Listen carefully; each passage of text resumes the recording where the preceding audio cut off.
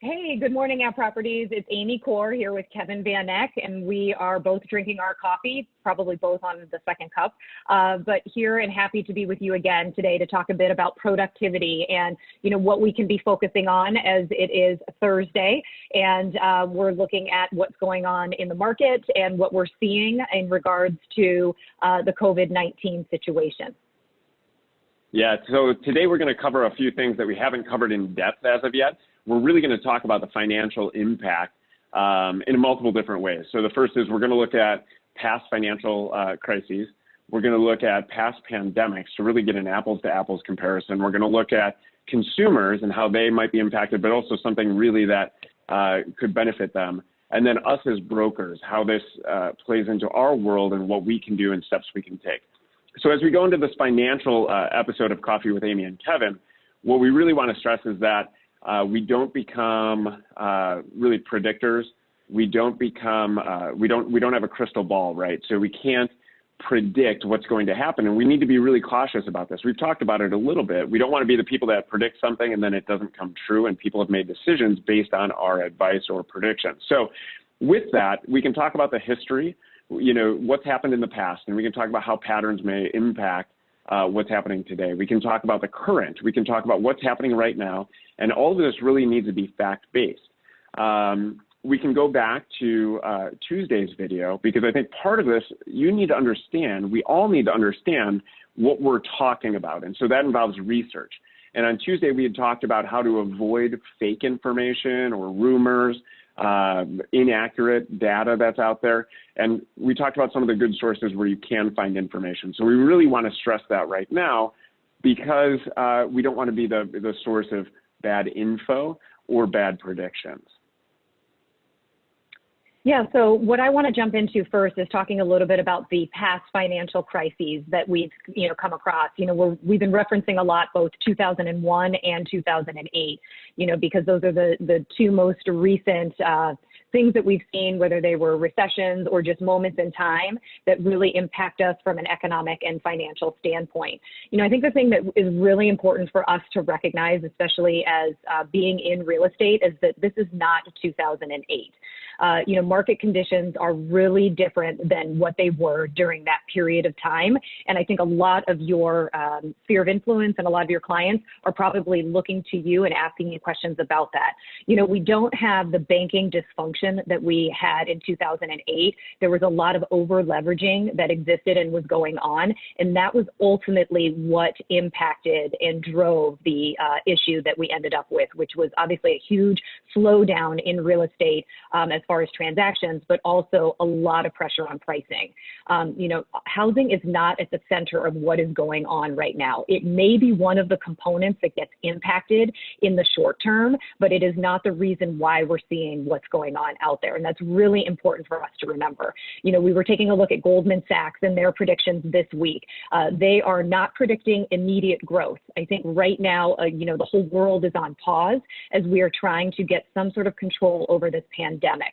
And so we are seeing a slow up. I mean, we're all seeing it. We're all sitting at home right now as opposed to heading out to, the office. So there is going to be an obvious and, apparent slowdown that we're going to see. That being said, they do see and predict that we're going to see Q3 and Q4 growth moving forward. Now, we have to recognize that some of this information may change depending on how long it's going to take for us to really get the COVID-19 situation under control. But right now, from Goldman Sachs, that's really what they've been focusing on. History is also telling us that this is a momentary event in time, similar to 9/11. We were kind of all moving along, and then all of a sudden, Tuesday, September 11th, our world changed. We're kind of seeing something that actually, in my opinion, parallels that a lot more than what we were seeing in 2008. And then when something stressed out our economy and was unexpected, we saw some of the immediate ramifications. That being said, as soon as we were able to kind of take a look at how to assess the change in our environment, we started seeing some strength and some growth later on. So I think it's really important for us to take a look at some of the pockets of history and what this looks like more, I would say, towards 2001 versus what we saw in 2008. I wanted to talk a little bit about recession. I actually made sure that I looked up the verbiage, but I think it's really important for us to understand that the definition of a recession is a period of temporary economic decline during which trade and industrial activity are reduced, generally identified by a fall in GDP in 2 successive quarters. So here's the thing, guys. I know we're talking a little bit about, is this a recession? Are we in it right now? We're really not going to know for a little bit of time, because it's going to take us the opportunity to look back at 2 quarters to see, did GDP slow up? So right now, I think we're at a point in time where there is some stress on us economically and financially due to COVID-19, and then we may see whether or not this is going to trigger a recession. But just keep in mind, this will vary from 2008. In a recession, in 2008, economic activity fell for 6 to 18 months. And it was a long period of time that got us to a recession. And then the recovery was very slow. So, what happened during the housing crisis, gradually prices dropped, and then it took a multi-year recovery for us to get back where we needed to. I think there's going to be challenges, but I don't think this is going to be a repeat of 2008. Yeah, I would agree. So let's talk about apples to apples, like we said, talk about prior pandemics and what's happened when this sort of thing has affected the world in the past. And there's really 2 things that come up. The first is 1918 influenza, and then the 2003 SARS. And while that's in history and a lot of time has elapsed since then, I think, economic markets operate in the same way. So what happened during those 2, the big overview is that economic activity fell. So to Amy's point, talking about recession, talking about a slowdown in GDP and really the world's GDP. But once those epidemics were under control, it quickly snapped back. And so if we talk about 2003 and SARS specifically, what we saw was that, when we look at the graph, is that the trend in home values and home prices was already heading down. So before the epidemic hit in February of 2003, in Hong Kong, the prices were going down. What we saw was that there wasn't a big drop in home values. What did happen was that there was an impact on the number of transactions. And so in 2003 in Hong Kong, the number of transactions went down by nearly 33%. And so home values remained for the most part stable, transactions went down, but snapped back very quickly once the epidemic was over. And so what we saw, February of 2003, the epidemic hit. There was a slowdown in the number of transactions, but it bounced back by June, July of that year. So data shows that once the epidemic is controlled, the markets come back. And we can't say that that's going to happen here necessarily, but history tells us that that's what's happened in the past. So there are a lot of factors, but one of them right now, as Amy was talking about, is not the housing market. It's not banking. It's not regulation. It's not the financial markets. It's this third-party event, COVID-19. So history tells us that a recovery should be fast. So let's talk about China now, though, because China was really the center of where this started.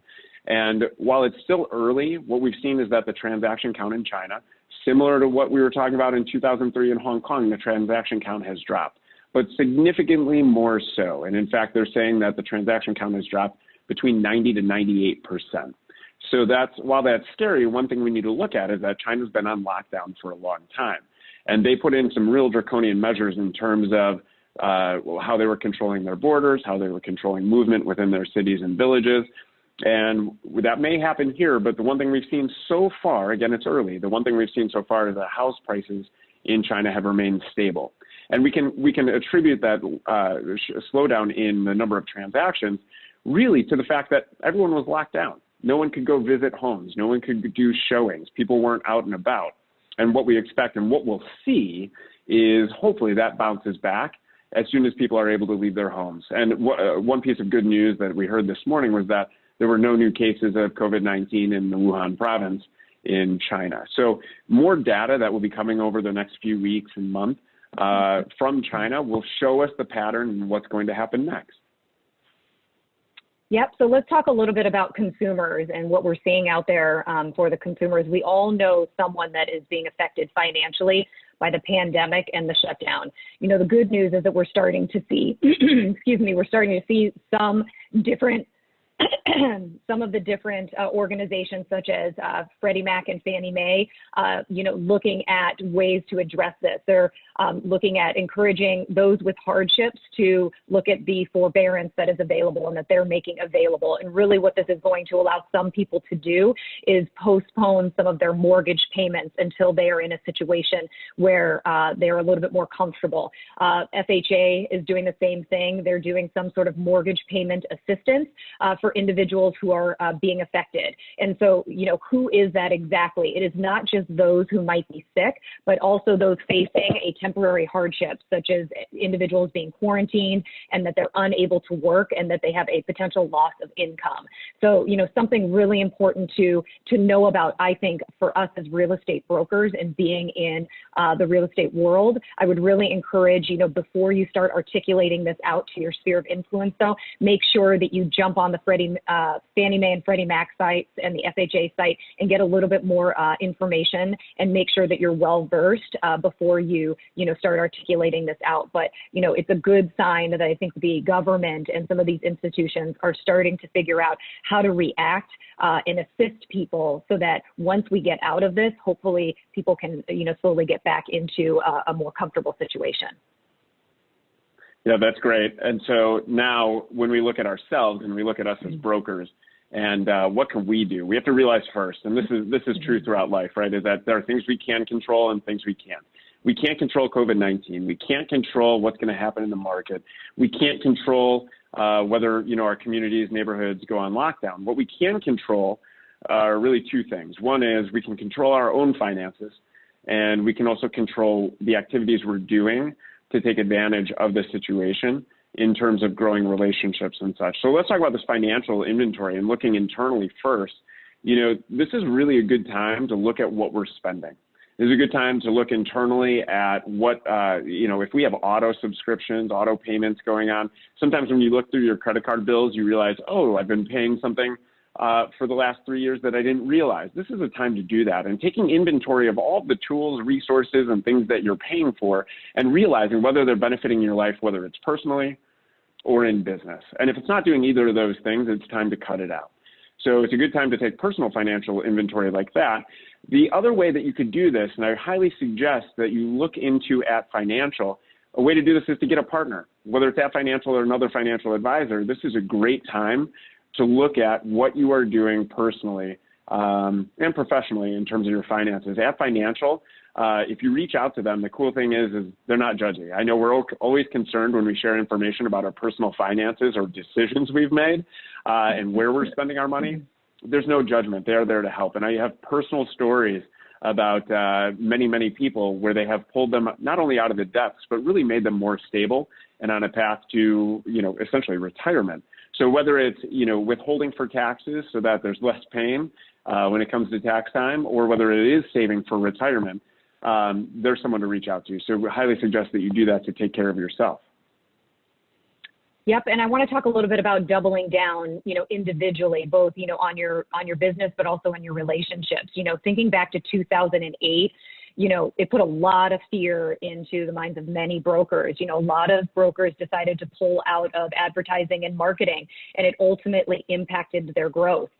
While, to Kevin's point, I think you need to get some, really comfortable around your financial situation and maybe recognizing, there might be a short slow up in the business, and that you've got to be okay to take care of yourselves. But we would also say when and where available, continue to maintain that advertising and marketing. You need to really be pushing forward and make sure that you are still seen as the real estate expert in your market. A lot of people in 2008 ended up disappearing because of being fearful about the market itself, and really ended a lot of their relationships and really didn't grow in their network. I want to talk a little bit about doubling down in your relationships. Right now, it is so important for you to continue to reach out and communicate with your network, your sphere of influence, influence your clients, be that super connector. And I don't mean pick up the phone and talk about real estate. This is about you being that individual in the community right now that is the go-to for anything, whether it's, which dry cleaner has a drive-through so that I can drop my stuff off, to, everyone is going crazy at home and we're all looking for new recipes. Be the person that creates a new recipe network where you're sharing things, during the week with the people in your group. Be a resource that's life related. Right now, that's what people are looking for. They are craving connectivity. So be one of those individuals. Also keep in mind, in 2008, there were a lot of agents that ended up leaving the business because they were not set up for success and they were not set up where they were maintaining consistency amongst their sphere and by showing it through advertising and marketing. It's an opportunity to actually grab market share. So start thinking about what you're going to be doing. And here's the thing, reach out to us, reach out to your managing brokers if you want to talk a little bit about strategy. We are here to support you. Yeah, that's great. And if anyone needs a deluxe grilled cheese recipe, feel free to reach out. Amy, what's your favorite recipe that you're cooking? Oh my God, you totally caught me off guard. Most of you know me, I don't cook. My husband is the one that keeps us alive, but we've been making lots of pasta, lots of cheesy pasta. Not That's really great. A recipe, but. But still delicious. So yes. Thank you. Thank you for joining us today. Really appreciate it. Hopefully you found this week helpful with these messages. What we'd really love is to hear some feedback in terms of, what you liked, or if there are other topics that you'd like to hear. So you can email us at coaching@properties.com, and that's atcoaching@atproperties.com. So you can email us there, and then join us tomorrow for sure, because we have a special guest on from Proper Rate, who's going to talk with us about what to expect in those markets and what to anticipate and how to really prepare clients that you're working with now or clients that you may be working with in the future for what's going to happen with mortgages. So join us. We'll see you then for coffee tomorrow morning. All right. Thanks, guys. Have a great day.